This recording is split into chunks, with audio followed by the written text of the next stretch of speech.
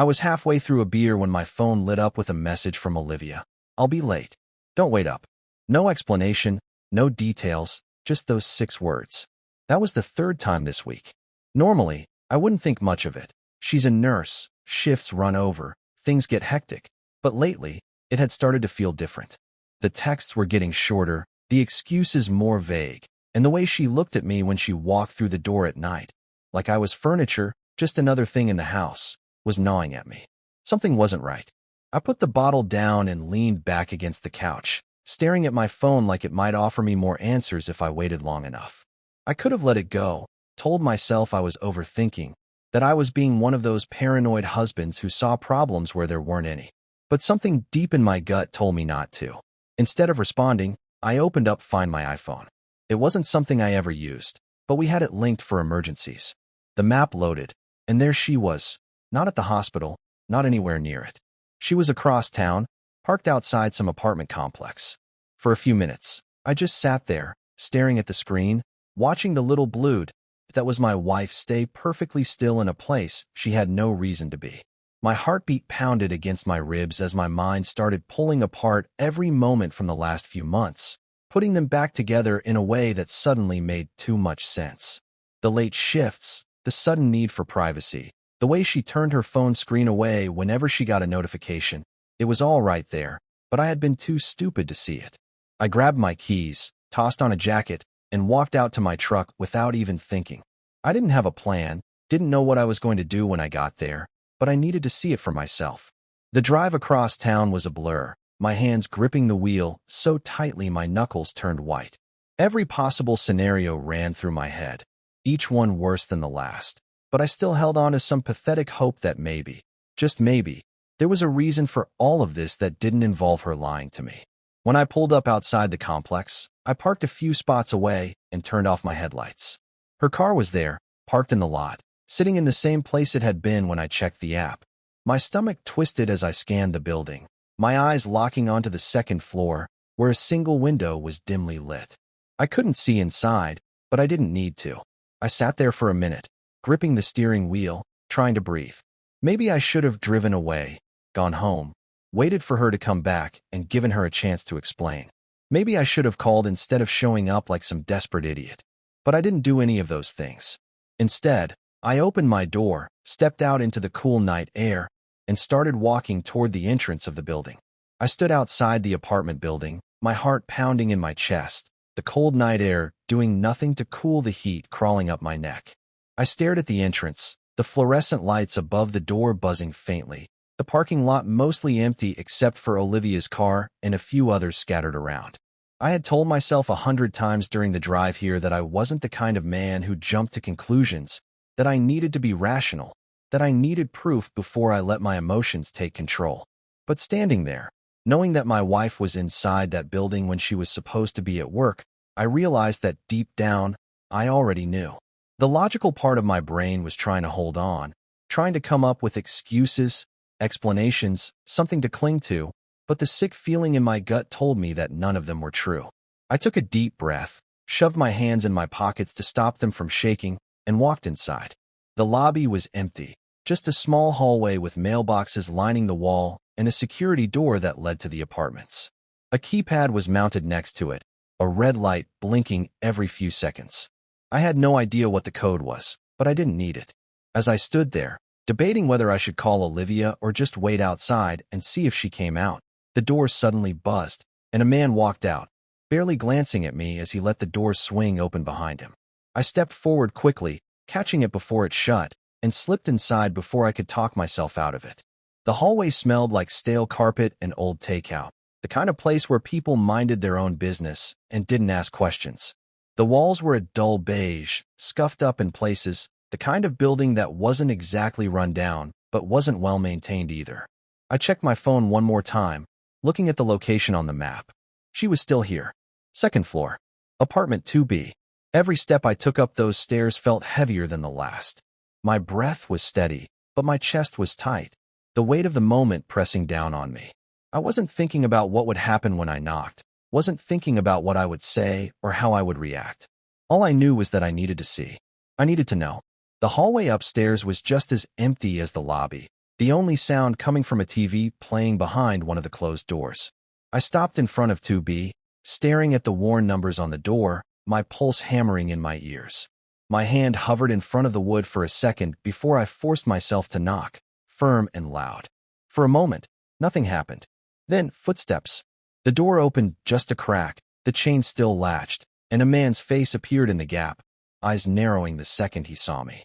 He was younger than me, maybe early 30s, short dark hair, sharp jawline, the kind of guy who probably spent more time at the gym than anywhere else. He didn't say anything at first, just stared at me like he was waiting for me to speak first. I didn't. I was too busy looking past him, into the dimly lit apartment, where I could see Olivia standing near the couch, her expression frozen somewhere between shock and fear. She moved quickly, reaching for the chain, fumbling with it like she had forgotten how to work it. The second it slid free, she pulled the door open, stepping in front of the guy like she was trying to block him from my view, her hands shaking as she pushed her hair back. "Daniel," she breathed, forcing a smile that didn't reach her eyes. "What are you doing here?" I stared at her, my jaw tightening as I took in the details. She wasn't in her work scrubs. She was wearing jeans and a blouse, her makeup still fresh, her hair styled like she had just gotten ready for a night out. She looked good, too good for someone who had supposedly just finished a long shift at the hospital. I shifted my gaze back to the guy standing behind her, watching me carefully, his posture stiff, his hands resting at his sides like he was preparing for something. Olivia must have noticed where my attention had gone because she immediately took a step toward me, lowering her voice. "Daniel, listen, Who is he?" I cut her off, my voice calm, too calm. She hesitated, her throat working as she swallowed, glancing back at him like she wasn't sure how to answer. That was all I needed to see. If there had been any doubt left in my mind, it was gone now. 1,000 thoughts rushed through my head all at once. How long this had been going on, how many nights she had spent with him instead of working, how many times she had come home to me after being with him, kissing me like nothing was wrong. The anger simmering beneath my skin was steady, controlled, but I could feel it building with every passing second. The guy finally spoke, stepping forward slightly. "Maybe we should talk outside," he said, his voice even, like he was trying to de-escalate the situation before it got worse. I ignored him completely, my eyes still on Olivia. "You lied to me," I said, my voice barely above a whisper, but she flinched like I had shouted it. "Every single time. You looked me in the eye and lied." She shook her head quickly, reaching for my arm, but I stepped back before she could touch me. "Daniel, please, just let me explain. It's not what you think." I let out a sharp laugh, shaking my head. "It's exactly what I think." I looked at the guy again, my lip curling. "What's your name?" He hesitated, like he wasn't sure if he should answer. "Ryan," Olivia said quickly, cutting him off. I exhaled slowly, running a hand down my face before looking back at her. "Ryan," I repeated, tasting the name, memorizing it, committing it to something deep inside me that would never forget it. I took a step back, the hallway feeling too small, too hot. I needed air. I needed to get away before I did something I couldn't take back. "Don't come home tonight," I said, my voice steady, final. She paled, her mouth opening like she wanted to argue, but I didn't wait to hear whatever excuse she was about to throw at me. I turned and walked away, my steps slow, controlled, forcing myself not to look back. Because if I did, I knew I'd break something. I pushed open the building's front door, stepping outside into the night, letting the cool air wash over me as I took a deep breath. I had come here looking for answers, and I had found them. But now, I had to decide what to do with them. I didn't go home right away. I sat in my truck, gripping the steering wheel so hard my knuckles turned white, staring at the apartment building's entrance like I expected Olivia to come running out after me. She didn't. I shouldn't have been surprised. She had made her choice, and I had just walked out on it, leaving her standing there with the guy she had been sneaking around with. My phone buzzed in my pocket, and I didn't have to look at it to know it was her. I let it ring. A minute later, another call, then a text, then another. I picked up the phone, scrolled through the messages without reading them, and turned it off. I wasn't ready to hear her excuses. By the time I finally drove home, it was past midnight. The house felt different, emptier somehow, even though nothing had changed except for the fact that I knew. I walked inside, tossed my keys onto the counter, and stood in the middle of the living room, staring at everything we had built together. The framed photos on the wall, the blanket she always curled up with on the couch, the little notes she used to leave me on the fridge. Everything felt like a joke now, like props in a play I hadn't realized I was acting in. I sat down heavily on the couch, exhaling sharply, my mind spinning through every interaction we'd had over the past few months. Every time she kissed me before leaving for work. Every time she told me she was picking up an extra shift. Every night I fell asleep alone, thinking she was doing something important when in reality, she was with him. The sound of the front door unlocking made me sit up straight. Olivia walked in, hesitating in the doorway when she saw me sitting there. She looked exhausted, her makeup smudged, her hair slightly messy like she had been running her hands through it. She closed the door behind her carefully, setting her purse down on the table like she was afraid to make a sound. "Daniel," she said softly, her voice cautious, like she was testing the waters. I didn't respond right away, just watched her. She shifted uncomfortably under my stare, then took a slow step forward. "I tried calling you," she continued, and when I still didn't say anything, she let out a breath, rubbing her arms. "We need to talk." "Talk," I said flatly, leaning back against the couch. She swallowed, nodding quickly. "Okay," she said, stepping further into the room. "I know how this looks, but it's not what you think." I let out a short laugh, shaking my head. "You were in another man's apartment when you were supposed to be at work. What exactly do you think I think?" Her face tightened. "It's complicated. Make it simple," I said, my tone sharper than I intended, but I didn't care. She hesitated, then sat down on the armrest of the chair across from me, her hands gripping her knees. "I never meant for this to happen," she said, looking down. "Ryan is someone I met through work. It started as just talking, and I don't know, things got confusing." "Confusing?" I repeated, my voice cold. "Cheating isn't confusing, Olivia. It's a choice." Her head snapped up, eyes flashing with frustration. "I didn't plan this, Daniel. I didn't wake up one day and decide to hurt you." "But you did," I said, my hands curling into fists. "Every time you left this house and went to him, you decided. Every time you looked me in the eye and lied to me, you decided. You don't just fall into an affair, Olivia. You climbed into it, one step at a time." She flinched, looking away. "I didn't sleep with him," she said quietly. I stared at her, my jaw tightening. "I don't believe you." She looked up quickly, her eyes wide. "It's the truth. I swear to you I never." "Don't." I cut her off, standing up abruptly, forcing her to lean back slightly. "Don't sit there and try to make this seem better than it is. It doesn't matter if you slept with him or not. You were with him. You lied to me. You chose him over me." Tears welled up in her eyes, but I didn't feel anything for them. I had spent years loving this woman, trusting her, giving her everything I had, and she had thrown it away like it meant nothing. "Daniel, please," she said, her voice breaking. "I know I messed up, but I still love you. I don't want to lose you." "You already lost me," I said, my voice low, steady. "The moment you walked into that apartment instead of coming home, you lost me." She shook her head rapidly, standing up, reaching for my arm, but I stepped back before she could touch me. "We can fix this," she said desperately. "We can go to counseling. We can work through this." "No," I interrupted, my tone final. "You don't get to drag me into your guilt and call it fixing things. This isn't something you get to undo just because you regret getting caught." Her face crumpled, and for a brief second, I almost felt bad. But then I remembered the way she had hesitated when I asked who he was, the way she had stood between us like she was trying to protect him from me. That wasn't the reaction of someone who made a mistake. That was the reaction of someone who had made a choice and was only now realizing the cost of it. She covered her face with her hands, taking a deep breath, then dropped them, her expression shifting from desperate to resigned. "So what now?" she asked, her voice hollow. I exhaled slowly, my decision already made. "You're leaving," I said. "Pack a bag and go. I don't care where you stay, but you're not staying here." Her lips parted slightly, like she wanted to argue, but then she closed them again, nodding stiffly. She turned, walking toward the bedroom, and for the first time since she walked through that door, I saw it. The guilt, the weight of what she had done finally settling on her shoulders. She had thought she could explain it away, smooth things over, convince me to forgive her, but there was nothing left to fix. As I listened to her packing in the other room, I sat back down on the couch, staring at the empty space where she had been. I should have felt relief, maybe even satisfaction, but all I felt was exhaustion. This was just the beginning. I sat on the couch, listening to drawers opening and closing in the bedroom, the sound of Olivia packing her things echoing through the house. She wasn't rushing. Maybe she was stalling, hoping I would change my mind, hoping I would walk into that room and say I had overreacted. But I wasn't going to. I was done.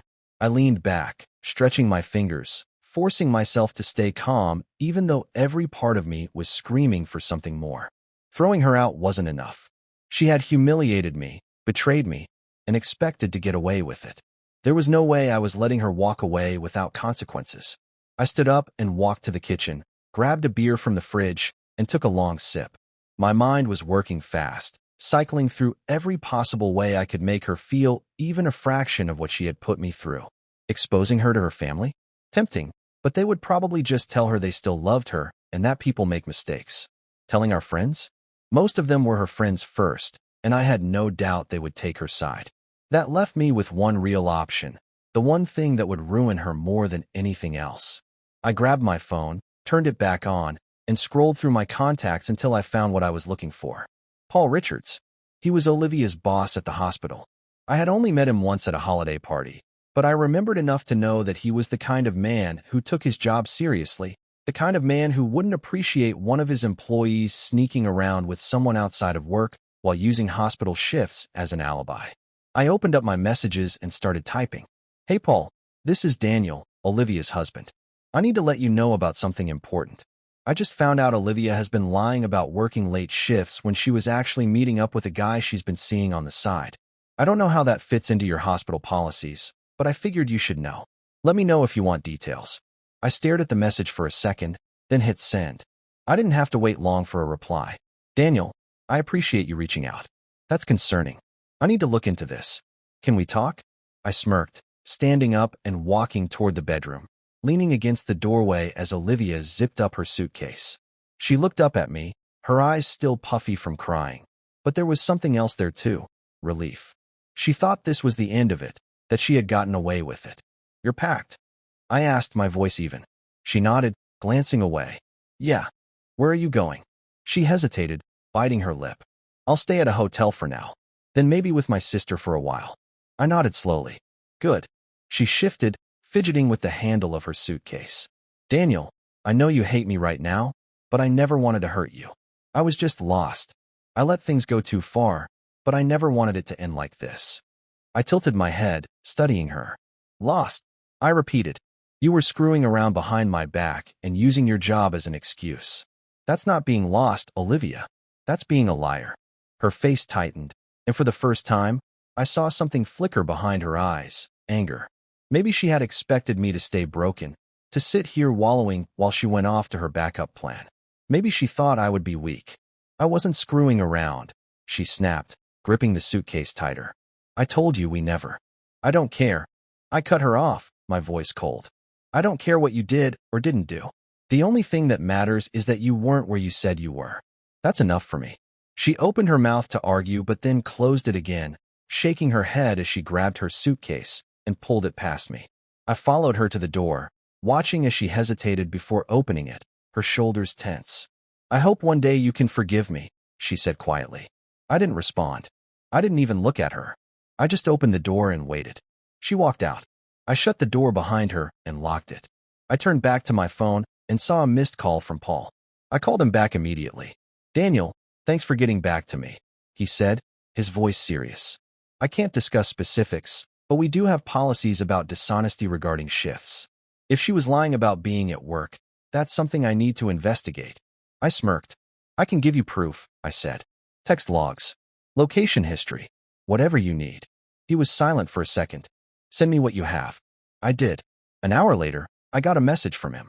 Thank you for this. We're handling it. I didn't need to ask what that meant. I leaned back on the couch, taking another sip of my beer, letting the weight of everything settle over me. Olivia thought she could lie, cheat, and walk away with her life intact. She thought she could look me in the eye and make excuses, tell me it wasn't as bad as I thought, convince me that it was just a mistake. But mistakes don't get people fired. Mistakes don't cost people everything they built. I went to bed that night knowing that when she woke up in whatever hotel she had checked into, she would have a brand new problem waiting for her. And that was just the beginning. The next morning, I woke up to my phone buzzing nonstop on the nightstand. I ignored it at first, stretching my arms, feeling a strange sense of calm that I hadn't had in days. When I finally reached over and checked the screen, I saw Olivia's name flooding my notifications, missed calls, voicemails, and texts coming in every few minutes. I let out a breath, sat up, and unlocked my phone, scrolling through her desperate attempts to reach me. "Daniel, please call me. I need to talk to you.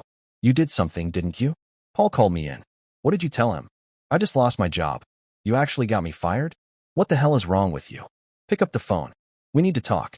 I stared at the screen, debating whether I should even respond.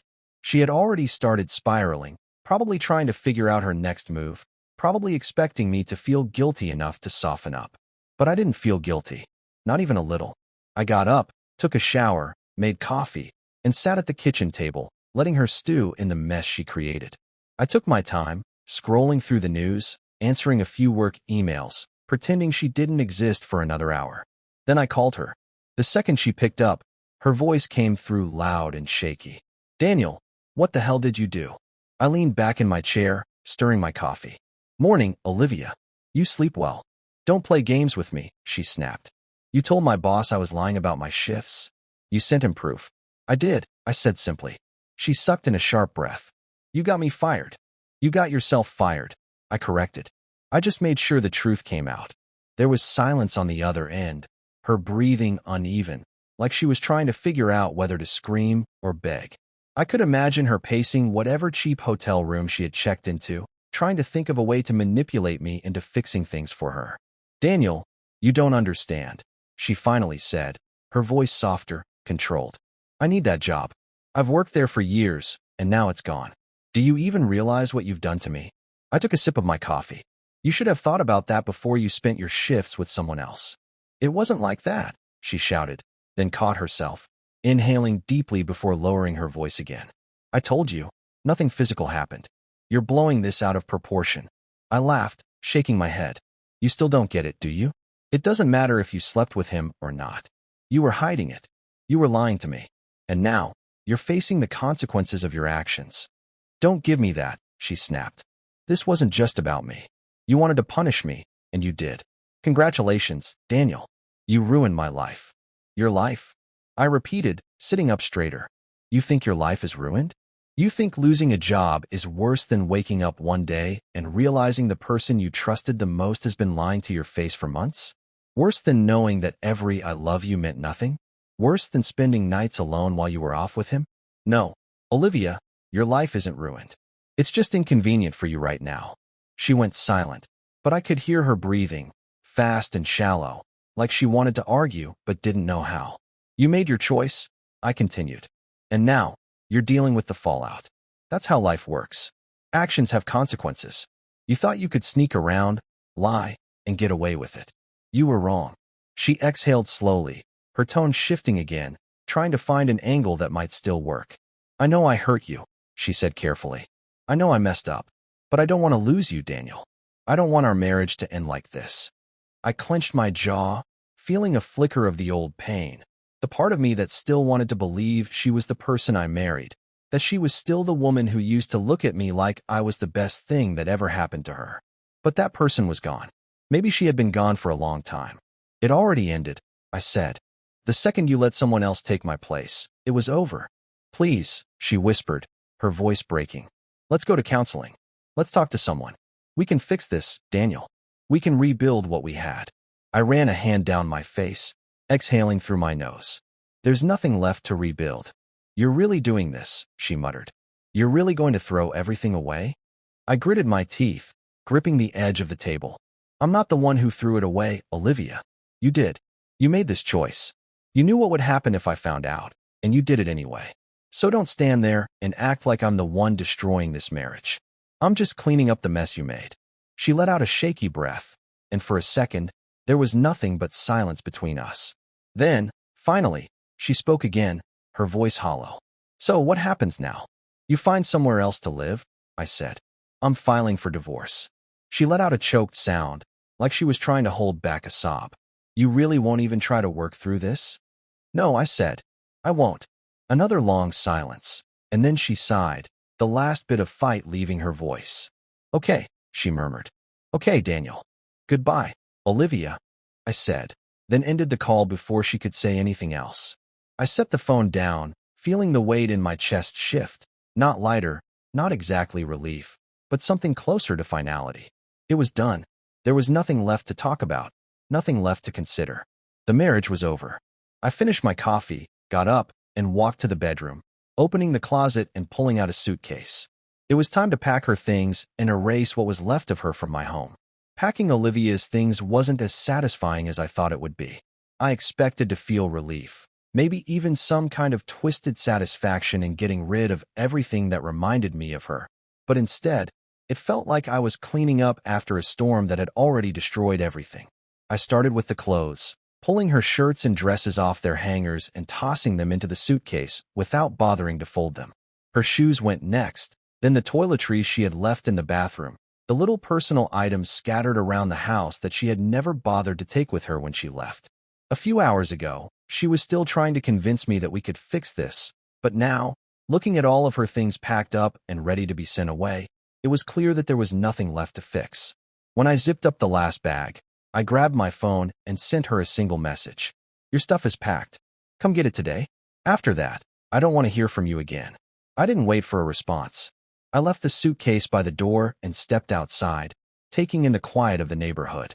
The air was crisp, the street was empty, and for the first time in days, I wasn't thinking about Olivia and Ryan and all the nights she spent lying to me.